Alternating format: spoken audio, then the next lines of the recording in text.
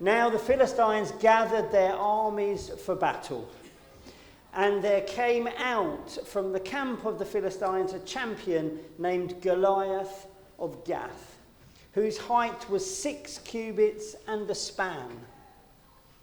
He had a helmet of bronze on his head, and he was armoured with a coat of mail.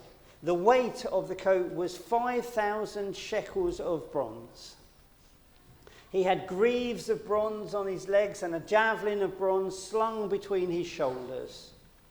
The shaft of his spear was like a weaver's beam, and his spear's head weighed 600 shekels of iron, and his shield bearer went before him. He stood and shouted to the ranks of Israel, "Why have you come out to draw up for battle? Am I not a Philistine, and are you not servants of Saul? Choose a man for yourselves, and let him come down to me. If he is able to fight with me and kill me, then we will be your servants. But if I prevail against him and kill him, then you shall be our servants and serve us." And the Philistines said, "Today I defy the ranks of Israel. Give me a man that we may fight together." When Saul and all Israel heard these words of the Philistine, they were dismayed and greatly afraid. Now Saul and they and all the men of Israel were in the valley of Elah fighting with the Philistines. And David rose early in the morning, and he left someone in charge of the sheep, and he took provisions and went as Jesse had commanded him. And he came to the encampment as the army was going forth to the battle line, shouting the war cry. And Israel and the Philistines drew up for battle, army against army. David left the things in charge of the keeper of the baggage, ran to the ranks, and went and greeted his brothers. And he talked with them. As he talked with them, the champion, the Philistine of Gath, Goliath by name, came up out of the ranks of the Philistines and spoke the same words as before. And David heard him. And David said to Saul, "Let no one's heart fail because of him. Your servant will go and fight with the Philistine." And Saul said to David, "You're not able to go against this Philistine to fight with him. You're just a boy, and he has been a warrior from his youth." But David said to Saul, "Your servant used to keep sheep for his father, and whenever a lion or a bear came and took the lamb from the flock, I went after it and I struck it down, rescuing the lamb from its mouth. And if it turned against me, I would catch it by the jaw, strike it down and kill it. Your servant has killed both lions and bears, and this uncircumcised Philistine shall be like one of them, since he has defied the armies of the living God." And David said, "The Lord who saved me from the paw of the lion and from the paw of the bear will save me from the hand of this Philistine." So Saul said to David, "Go, and may the Lord be with you." Saul clothed David with his armour and put a bronze helmet on his head and clothed him with a coat of mail. And David strapped Saul's sword over the armour, and he tried in vain to walk, for he was not used to them. Then David said to Saul, "I cannot walk in these, for I'm not used to them." So David removed them. Then he took his staff in his hand and chose 5 smooth stones from the wadi and put them in his shepherd's bag in the pouch. His sling was in his hand, and he drew near to the Philistine. The Philistine came on and drew near to David with his shield bearer in front of him. When the Philistine looked and saw David, he disdained him, for he was only a youth, ruddy and handsome in appearance. The Philistine said to David, "Am I a dog that you come to me with sticks?" And the Philistine cursed David by his gods. The Philistine said to David, "Come to me, and I will give your flesh to the birds of the air and to the wild animals of the field." But David said to the Philistine, "You come to me, with a sword and a spear and a javelin, but I come to you in the name of the Lord of hosts, the God of the armies of Israel, whom you have defied. This very day the Lord will deliver you into my hand, and I will strike you down and cut off your head. And I will give the dead bodies of the Philistine army this very day to the birds of the air and to the wild animals of the earth, so that all the earth may know that there is a God in Israel. And that all this assembly may know that the Lord does not save by sword or spear, for the battle is the Lord's, and he will give you into our hand. When the Philistine drew nearer to meet David, David ran quickly toward the battle line to meet the Philistine. David put his hand in his bag, took out a stone, slung it, and struck the Philistine on the forehead. The stone sank into his forehead, and he fell face down on the ground.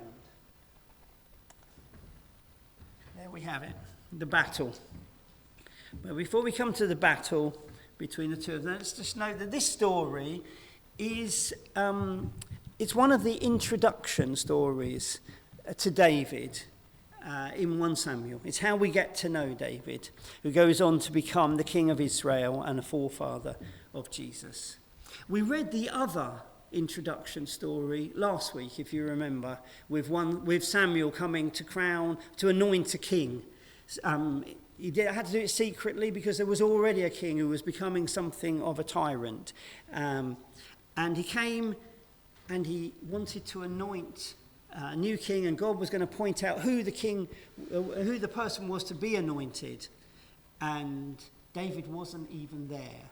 So underrated was he, so not considered was he within his family, the 8th son, the superfluous one, the one who was not needed and not invited to meet with Samuel. But the kingdom was given to him, to this youngster. That was the first introduction story, the first time we see David. This is the second time. In the first one, he is anointed. He actually, if we'd read on a little bit further, he goes into the court of Saul the king as a musician to help at times when Saul is depressed and oppressed. And then we come to this one, this story here. And it's an introduction. It doesn't really follow on. It's laid alongside it because people who had met David in chapter 16 don't know who he is in chapter 17, including Saul. He's been in the court of Saul, but Saul, we didn't read it, but Saul says to Abner, his commander, who is this youngster? And whose family is he from? It's like as if he's never seen him before. And it's not clumsy writing, this. It's not the editor got it a little bit wrong and thought, oh, crikey, forgot that we'd introduced David a chapter earlier. This is clever writing. It's a feature of 1 and 2 Samuel that loads of key events get 2 tellings. It's actually something that we find regularly in the Bible. We haven't got time to go through it, but you just think of Genesis. There are 2 creation accounts. Obviously, jump forward, think of the Gospels. There are 4 tellings of the life of Jesus. So you can see this even here, the introduction of David. They've introduced him. They want to introduce him again. And it's simply because something like this, there's more to say. When you've introduced someone, there's more to say about that person. Just like when you tell the creation story, you're never going to tell it all in one telling. There's more to be said. When you tell the story of Jesus, someone's going to pop up and say, no, I didn't tell it quite right. Or there's more, and there's something to add, that kind of thing. And so here we have it with David. He cannot be summed up in one telling.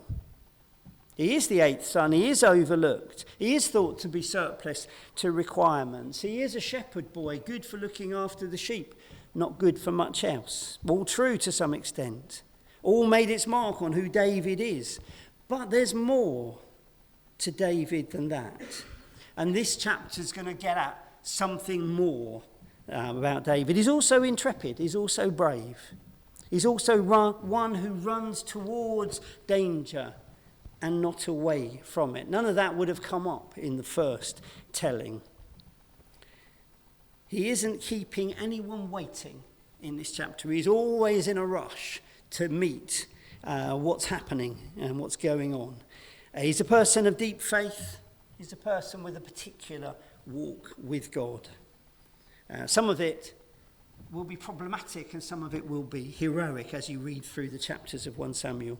And we'll soon see it, he's not at all perfect, but it can't be summed up in that first introductory story. They're going to tell another story, and this is the story with which they introduce, the storyteller introduces David.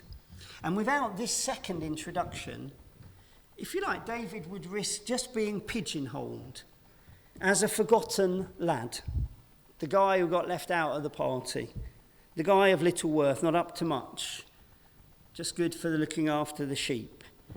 He needs and he gets a second telling here. And in a sense, that's what we all need. Have you ever been introduced and someone says, oh, this is Alan. He's the life and soul of the party. You might be pleased. But part of you is thinking, yeah, well, I'm not feeling up to it today. I don't know if you have those days, Alan, but that kind of thing. Have you ever been introduced and think, yeah, that actually, you can just see people are pigeonholing me. She's quiet. She's the quiet one in the group. And you just think, oh, I'm not just the quiet one in the group. I'm the person with imagination, the person with ambition. I'd like to jump on a stage sometimes and do my thing. Or he's the extrovert. He'll have a laugh and you think, oh, I'm not just the extrovert. I'm not even the extrovert these days. We change. We get pigeonholed. Some kids get pigeonholed really early. I was terrible at school. And there are lots of children like this. You won't amount to much. You're not going to manage it. That kind of thing. There may be a raging success inside those children or inside us, but it doesn't get noted. And we need to find that second telling of ourselves. The scriptures say this, don't they? They say in the New Testament, encourage one another. And part of that encouraging one another is that the church should be the place where a second telling of each of us should be. Where gradually we build up a better story of ourselves, where that is nurtured. Certainly where the worst telling doesn't get perpetuated. The flattest telling doesn't get perpetuated. And those two New Testament injunctions, encourage one another and do not judge. Do not judge could be like that. Don't pigeonhole, don't write people off, don't hem people in, and encourage them. Tell better stories of one another. And that's what we're getting, if you like, in this. We're getting a second telling of David, and a telling that Israel needs to hear, because on this day they're facing a giant. And when you're facing a giant, you need the best telling of yourself, the best version of yourself. You need to be able to put your best foot forward. You at least need to know what is your best foot. Because on this day, there are two mountains topped with opposing armies, and between them lies a valley, and in the valley stands a giant, an obstacle of huge proportions and monstrous characteristics. The Philistines are always the problem, but this day, it's all kind of writ large. We see Goliath, he's nearly 10 feet tall, he's viciously armed and armoured so as to be impregnable. Evidently, he is skilled at dealing out death and he's armed to do it all. And we're told that Israel's army is dismayed. Before this giant, they are dismayed. They're in despair. There's nothing to be done. And the description is all sorts of exaggerated. You're supposed to read this and think, wow, this is just larger than life. This isn't just someone got out and measured him. They're just saying this guy, he blots out the sun. He's massive. And he's monstrous. In actual fact, in the original, it doesn't say, we've translated it, he's covered in chainmail. The text in the story just says he's covered in scales. He's a monster. He's a monster in our way. And John Bunyan, in his famous book, Pilgrim's Progress, picks up on this when he tells a parable of the Christian life. And he says, in the Christian life, this pilgrim has to face at some point a giant. And the giant's name is simply despair. You have to face the giant despair, who lives in a castle called Castle Doubt, and is married to a woman called Diffidence. And that just simply means the untrusting way of looking at the world, rooted in a lack of self-confidence.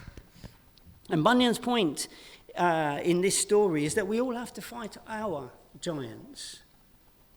We all have to fight our giants, whether that be situations we're facing, where we call them different things now. That, it could be ill health, it could be mental health, it could be financial problems, it could be addictions, illnesses, all things that seem to blot out the sun, to overwhelm us.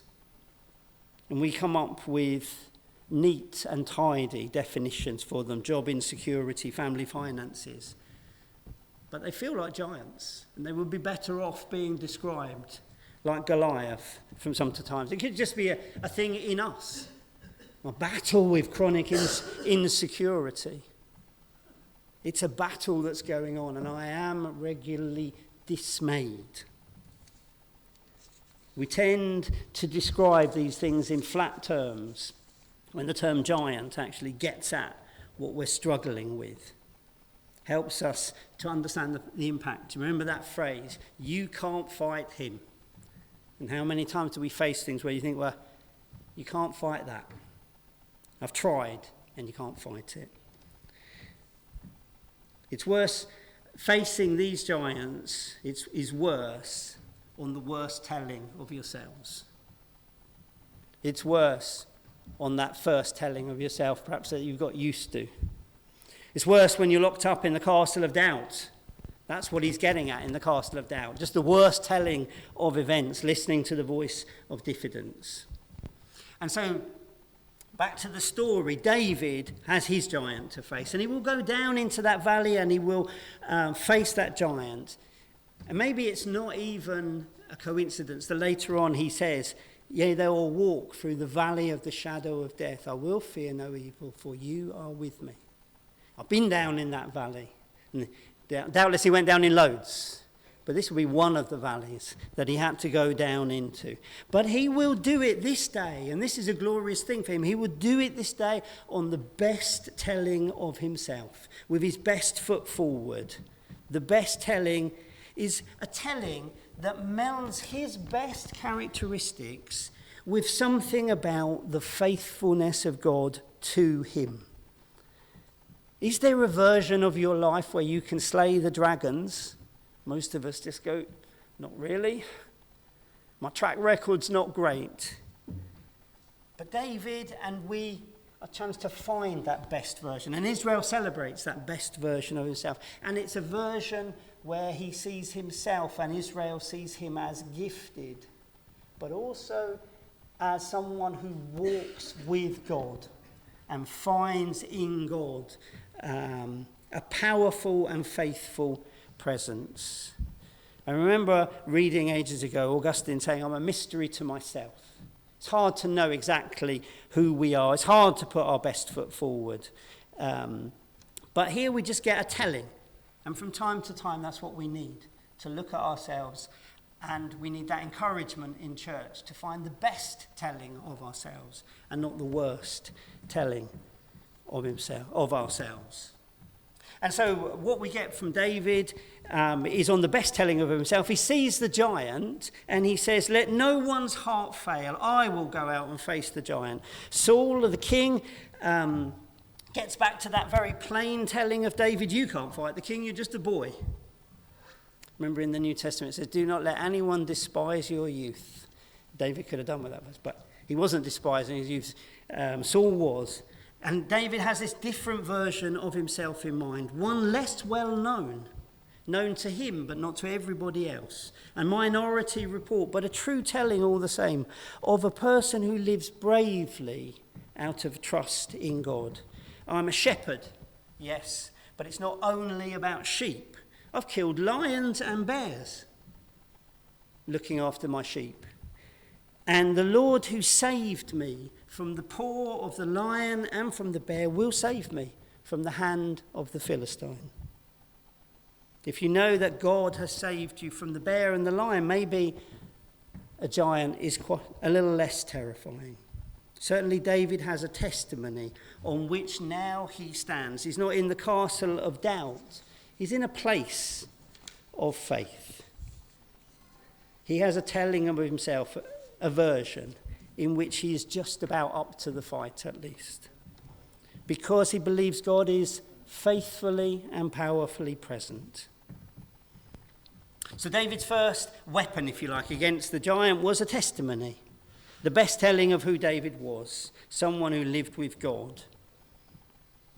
And then Saul hears this testimony and he gives a reluctant amen. You always want an amen when there's a testimony. Saul's is very reluctant. Go and the Lord be with you. And then we get that comedy scene where David, because he's got to fight a giant, he has to be dressed up in armour. If that's what you're going to fight a giant, that's what you want to be. There's a standard telling of what you need to have if you're going to defeat a giant. And David is wise here because he knows that pretending to be a warrior is going to get him killed. He says, I can't walk in this armour. This is made for someone else. I'm a shepherd boy. I can't carry that big sword. I can't wrap that big arm around me. I may be fast. Hopefully I'll be accurate. I am also a person of faith who knows themselves to be shepherded and to live out of God's gifts and God's protecting. He collects 5 stones, grips his tiny little sling and goes to face the giant. The giant says, is that all you've got? You're ridiculous. You're not much. Goliath has a telling of David that says he shouldn't be there fighting giants. And David could easily have believed that. Perhaps it was, after all, foolish to go. But as Claire's mentioned before, we have that New Testament text. God has chosen the weak things of this world to shame the strong, and God has chosen the foolish things to shame the wise. You come at me with a sword and a spear and a javelin, but I come against you in the name of the Lord. The battle belongs to the Lord. It's hard to know exactly what these things mean. It's hard to know what it means to be ourselves, to not wrap ourselves in the standard armour, to not just rattle off the standard things, to not become hardened in the face of life and try to tough it out against our giants. But there is something in this that David embraces a weakness, embraces a trust in God, and says, I won't wrap myself in the armour. I'll live my life, I'll face my battles with what God has given me, and trusting in God's presence to be with me. What he has learned is that perhaps giants can be faced out of a better telling of who we are, out of a better recognition of who we really are. Not what our Instagram post, profile says, what people would like to pigeonhole us as, but an acceptance of who we are. One that perceives that where God has gifted you and where God is with you, God may and will sustain you. There's something in this passage that perhaps we don't all get, and that's he gets the final blow in. Many of us walk with giants, fight with giants, and we don't always get the knockout blow in exactly the way that David gets them. There are no quick answers necessarily. There are not always quick answers in the fight against dragons. But there is a sense that each of us there's a telling of us that can face giants, that can live with giants. And the church community is a part of where we learn that telling of ourselves and also that telling of God that enables us to walk through the valley of the shadow of death, to face giants and to fear no evil. Amen.